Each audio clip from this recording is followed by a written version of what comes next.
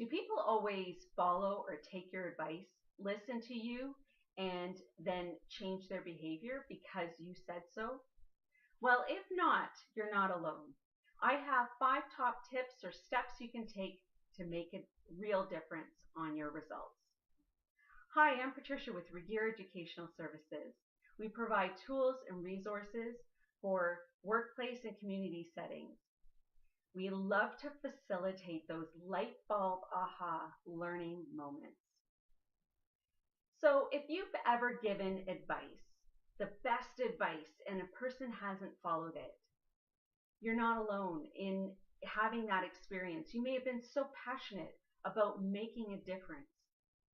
Well, I'm going to share some information on changing people's behavior. It's definitely not easy to do, but this will help whether you're talking to clients, customers, an employee, a coworker, family or friends, or even your kids. So let's start with number 1 to get some real results. Find out what the person's motivation is. Why would they change? Why are they doing what they're currently doing?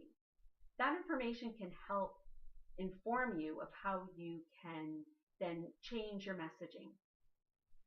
And number 2 is include the person in the change-making behavior, in the plan. Are they ready? Do they think they can implement the change? They need to believe that this information can make an impact and that they can do it. And the third point is to reword the messaging so that it's in a positive way. People don't often think that the worst case scenario, the doom and gloom, scary situation is something that will happen to them.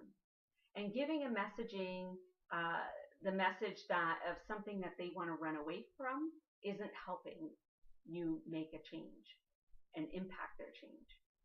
If you give the information in a positive way, something that they're drawn to, that they want to walk towards, that can make a difference.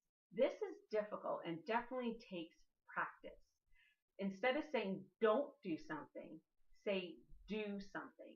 I've noticed recently that gyms and different advertising for that are starting to get away from the word exercise and change it to activity. So, that's just one example of how you can change the wording. Number 4 is respect a person's choice. They may not be ready. And I have witnessed in programming when people give the great information and then give some space and respect the person's choice, they're actually more likely to make the decision that you're wanting them to make, but because they received respect. They didn't feel that they were told what to do or backed into a corner. Number 5 is follow up. Once you've given the great information, sometimes people feel good about themselves and walk away. And that follow-up can be the difference, first of all, to see if you had any impact, but maybe the person's ready a little bit later and they're ready for that next step, but they're not sure where to start again. So giving that encouragement, it's still giving respect, no pressure, but you followed up to check in. So those are the 5 steps. They can work in different settings, different situations for the information that you're conveying. And it takes time to practice this for sure. So let's recap. First, number 1, find out what's the person's motivation and why they're doing what they're doing, why would they want to change. Number 2 is to include the person in the change-making behavior plan. Number 3 is to reword it in a positive way. Number 4 is to respect their decision. And number 5 is to follow up in a non-pushy way. So thank you for watching. If this information was of value to you, please like it. It would be fantastic for you to subscribe to this channel so that we can give more information.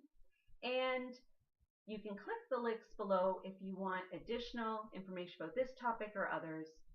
In the blog I've written, I give some more concrete examples to these 5 tips to see how you can apply it.